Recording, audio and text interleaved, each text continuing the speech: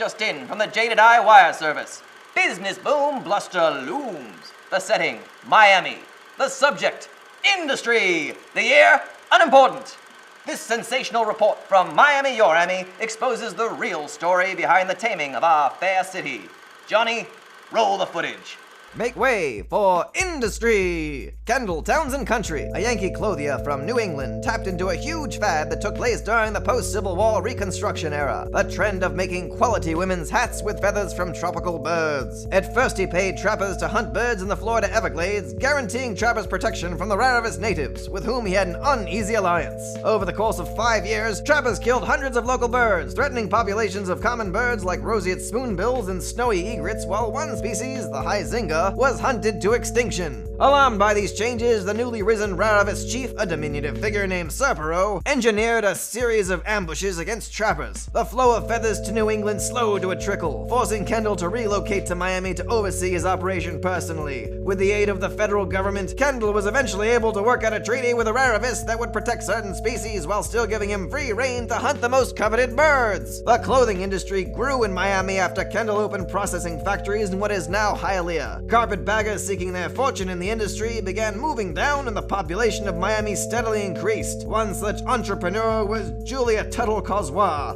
a former burlesque dancer who had left Cleveland after her wealthy husband passed on. Julia came to South Florida to enter the budding citrus business, which had developed alongside the birding trade. She found the land cheap but labor in short supply. Hunting was still more profitable than harvesting. Desperate for workers, Julia wrote a letter to one of her late husband's associates, an industrialist and railroad magnate who had been looking to expand his business.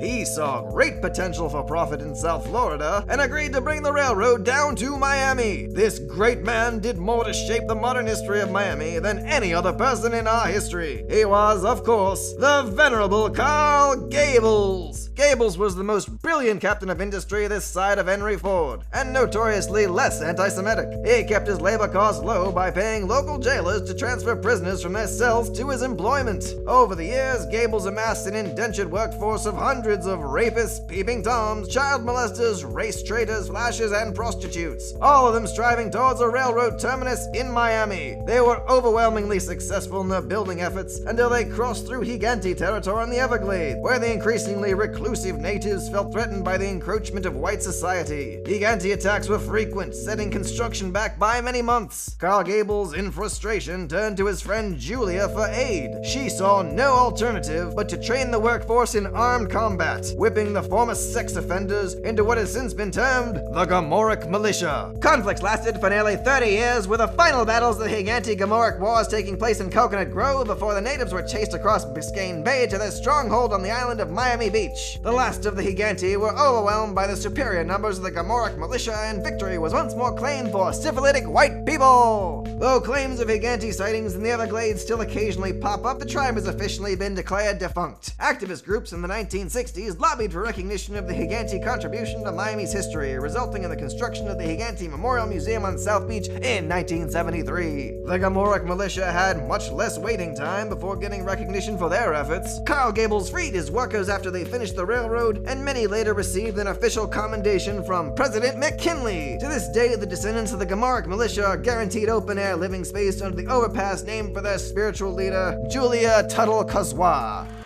Inspiring! We can never say enough about Julia Tuttle-Causois or Carl Gables. In other news, the Jaded Eye Wire Service continues to receive cryptic messages from the future. The latest transmission warns of apocalyptic danger if we don't all contribute to something called Indiego Geo. The final part is some kind of gibberish code. http://www, full stop. Indiego Geo, full stop. com/projects/sunny-city-shady-people. Whatever that means, let's try to prevent total ruination. Contribute! And now, back to our fighting boys overseas.